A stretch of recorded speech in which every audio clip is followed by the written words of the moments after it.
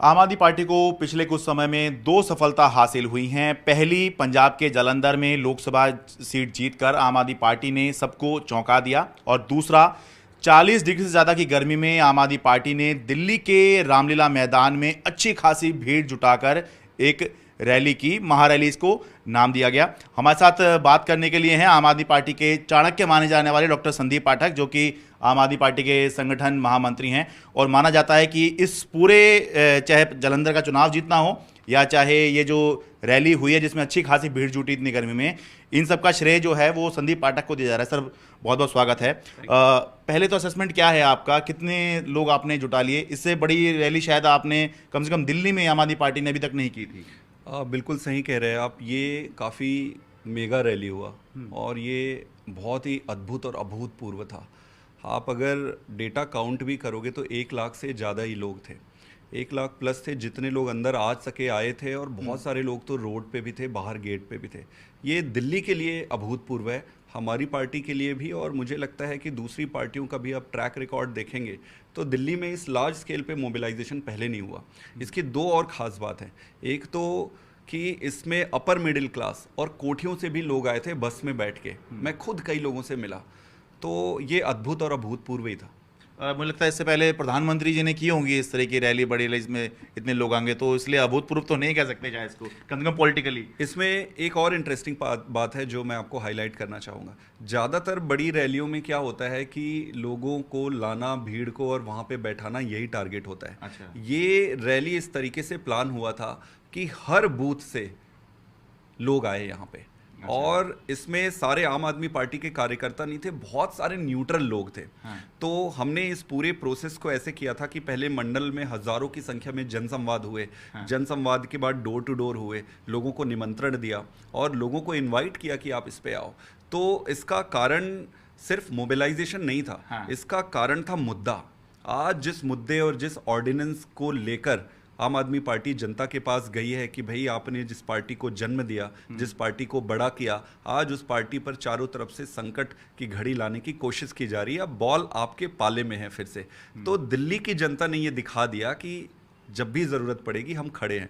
तो ये अद्भुत और अभूतपूर्व इसलिए भी है क्योंकि वो सिर्फ भीड़ नहीं थे। अच्छा। हर एक बूथ से आए हुए लोग थे, इसमें काफ़ी सारे न्यूट्रल लोग भी थे। ठीक है, अब आगे का क्या इरादा है, क्योंकि अब विधानसभा के चुनाव भी आ रहे हैं और सारा का सारा अब ऐसा लग रहा है कि मुहिम जो है वो लोकसभा चुनाव 2024 के लिए भी चल रही है। तो इसके बाद अब आगे आम आदमी पार्टी क्या तैयारी कर रही है, क्या प्लान है? देखिए, एक राजनीतिक दल के लिए चुनाव तो आते रहते हैं। चुनाव एक पड़ाव होता है, कभी लोकसभा के आएंगे, कभी विधानसभा के आएंगे। एज अ जर्नी हमने अब इस मुद्दे को लेकर, 2 मुद्दे हैं जिसको लेकर हम देश और जनता के पास जा रहे हैं। सबसे पहला मुद्दा जो हमने दिल्ली में काम किया है और पंजाब में काम कर रहे हैं, एक देश को एक सकारात्मक राजनीति चाहिए, कंस्ट्रक्टिव पॉलिटिक्स चाहिए, पहला। और दूसरा, जिस तरीके से प्रधानमंत्री मोदी जी के नेतृत्व में भारतीय जनता पार्टी आम आदमी पार्टी को क्रश करने की कोशिश कर रही है, वो अप्रजातांत्रिक है। किसी भी स्वस्थ प्रजातंत्र में इस विरोधियों को कुचलने की इस प्रकार की कुनीत नहीं होनी चाहिए, दुष्चक्र नहीं चलने चाहिए। ये 2 मुद्दा ऐसा है जिसको लेकर हम देश में सभी जगह जा रहे हैं और जाकर जनता से बात कर रहे हैं। जनता तय करेगी आने वाले समय में। चुनाव पड़ाव होता है, लोकसभा आएगा लोकसभा लड़ेंगे, विधानसभा आएगा विधानसभा लड़ेंगे, लेकिन राजनीतिक दलों का उद्देश्य सिर्फ और सिर्फ चुनाव लड़ना और चुनाव जीतना नहीं होना चाहिए।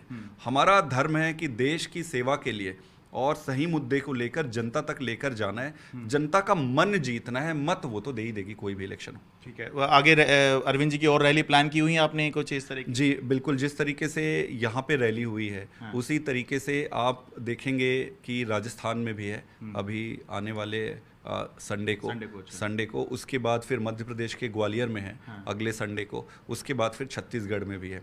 तो मध्य प्रदेश में, राजस्थान में और छत्तीसगढ़ में एक मौका केजरीवाल का थीम है। स्वाभाविक रूप से जो ये दमनकारी नीति अपना रहे हैं वहाँ पर भी मुद्दा उठेगा। अच्छा। और वहाँ पर भी जो मोबिलाइजेशन है, जो लोग आएंगे वो नेचुरल और जेन्युइन लोग होंगे। जिस तरीके से हमने यहाँ पे मोबिलाइजेशन को कैंपेन बना के एक एक बूथ से लाने की कोशिश की है, बाकी जगह पे भी वैसे ही होंगे। इस राउंड के बाद इसमें हमारे नेता अरविंद केजरीवाल जी और भगवंत मान जी दोनों जाएंगे सारी रैलियों में। अच्छा। इस राउंड के बाद फिर हम इशू स्पेसिफिक टाउन हॉल शुरू करेंगे इन सारे स्टेट्स में। अच्छा, ठीक है। जैसे आप ये आरोप लगा रहे हैं कि बीजेपी दमनकारी नीति अपना रही है और आपको क्रश करने में लगी हुई है आम आदमी पार्टी को, ऐसे बीजेपी ये कह रही है कि आम आदमी पार्टी ने भ्रष्टाचार किया है, क्या उस पर कार्रवाई नहीं होगी? जो आपके दो मंत्री जो जेल में हैं, एक अभी उनको अंतरिम जमानत मिली है और मनीष जी जेल में हैं, तो वो ये कह रहे हैं कि भ्रष्टाचार किया है और वो भ्रष्टाचार का मुद्दा उठा रहे हैं कि जो भ्रष्टाचार से लड़ने आए थे वो खुद भ्रष्टाचार में डूब गए हैं। तो इसको आप जो हैं अपने इस पूरे कैंपेन में कैसे काउंटर करेंगे? बड़ा सिंपल है। एक तो सबसे मूलभूत बात तो यही है कि परमात्मा देख रहा है, सही समय पर दूध का दूध और पानी का पानी हो जाएगा। हमें परमात्मा पे, हमें प्रकृति पर भरोसा है कि चीज़ें साफ हो जाएंगी, number 1। Number 2, Bharatiya Janata party का थोड़े दिन का ही आप इतिहास ले लीजिए। ये सीबीआई और ईडी के रेड करते हैं और जो भी व्यक्ति बाद में इनको ज्वाइन कर लेते हैं वो सारे लोगों को ये क्लीन चिट दे देते हैं। तो बीजेपी का 3 तरीका है चुनाव जीतने का। सबसे पहला, वो चुनाव लड़ते हैं, चुनाव लड़ते समय कैंडिडेट को डराना धमकाना, जैसे इन्होंने गुजरात पे किया, तो शाम दाम दंड भेद करके चुनाव जीतने पे पूरी ताकत लगाते हैं। अगर वो नहीं जीत पाते तो फिर दूसरा वो कोशिश करते हैं कि खरीद के सरकार बना ले। अगर वो नहीं खरीद पाते फिर वो वापस से अपने ईडी और सीबीआई का प्रयोग करके, तो ये जग जाहिर है। रहा सवाल आम आदमी पार्टी के जो नेता जेल में हैं, तो हमें कानून व्यवस्था पर पूरा भरोसा है और अगर हम सच्चे हैं तो हमें कोई डर नहीं है। हमें उम्मीद है कि आने वाले समय पे सारी चीज़ें साफ हो जाएगी, स्पष्ट हो जाएगी और वो बाहर आएंगे। एक अच्छी बात है जो आपको और आपके दर्शकों को जानना चाहिए कि कई बारी ईश्वर आपको ऐसी कठिन परिस्थितियों से गुजारता है और वो कठिन परिस्थितियां आपको तपाकर आपको और मैच्योर करके निकालती है। तो इस जो समय चल रहा है, जिस तरीके से हमें प्रताड़ित करने की कोशिश की जा रही है, ये समय हमको और ज़्यादा मजबूत करके निकालेगी। मैं आपको एक एग्जांपल देता हूँ।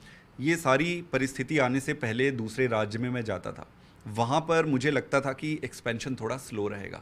जब से ये हमारे नेताओं को जेल में डालना शुरू किए हैं, जब से ये दमनकारी नीति अपनाए हैं और बुरी तरीके से ये ख़त्म करने पे लगे हुए हैं, जनता बहुत सिंपैथाइज कर रही है। तो हमारा ग्रोथ, अगर मैं साइंटिफिक टर्म में कहूँ तो ग्रोथ रेट जो है वो डबल हो गया है। चाहे आप मध्य प्रदेश में ले लो, मध्य प्रदेश में ऐसा इस तरीके से पब्लिक सपोर्ट में उफान आने वाला है कि अभूतपूर्व होगा। उसी प्रकार आप राजस्थान में ले सकते हैं, उसी प्रकार छत्तीसगढ़ में ले सकते हैं। तो ये एक तरीके से बीजेपी को लग रहा है कि वो आम आदमी पार्टी को ख़त्म कर रही है। मुझे ये लगता है कि ख़त्म तो हम हो नहीं सकते क्योंकि हम सच्चाई के साथ हैं, बल्कि इसका फ़ायदा हमारे एक्सपेंशन पे ज़्यादा हो रहा है। ठीक है, जैसे आप ये सिंक करा रहे हैं कैसे परेशान किया जा रहा है, वो इसमें ये भी सिंक करा रहे हैं कि ठीक है, आप हो सकता है आप ये आरोप लगा रहे हैं कि ईडी सीबीआई का इस्तेमाल कर रहे हैं, तो कोर्ट से ज़मानत नहीं मिल रही है, तो वो ये सवाल उठा रहे हैं कि कुछ गड़बड़ की होगी तभी तो ज़मानत नहीं दे रहा है कोर्ट। जैसे 3-4 महीने हो गए मनीष जी अंदर हैं, साल भर से सत्येंद्र जैन अंदर हैं, तो वो ये इसको सिंक करा रहे हैं। बड़ा मैं साधारण भाषा में आपको समझाऊंगा। पूरी एजेंसीज इनके हाथ में है, ये पूरे प्रोसेस को प्रोलॉन्ग कर सकते हैं, लंबा खींच सकते हैं, लेकिन निर्णय अंत में कोर्ट से होना है। कोर्ट के फैसले का इंतज़ार करेंगे और हम कॉन्फिडेंट इसलिए हैं क्योंकि हम कट्टर ईमानदार लोग हैं। और आप एक बात और सोचिए, ये बहुत प्लान बनाए, बहुत सोचे कि इनको कैसे ख़त्म किया जाए, कैसे ख़त्म किया जाए। इनको लगा कि ये ईमानदारी को लेकर आए हैं तो इनको किसी भी तरीके से बेईमानी के दाग इन पर चिपकाओ, यही एक जरिया है। और वो अपनी कोशिश कर रहे हैं। कानून पर भरोसा है, कोर्ट पर भरोसा है, वो छूट के आएंगे। लेकिन ईश्वर जो भी ये परिस्थिति हमें दी है, इससे हम मजबूत बनकर ही निकलेंगे। चलिए सर, बहुत बहुत धन्यवाद। दिल्ली से अपने कैमरा सहयोगी राकेश सिंह के साथ मैं शरद शर्मा, एनडीटीवी इंडिया।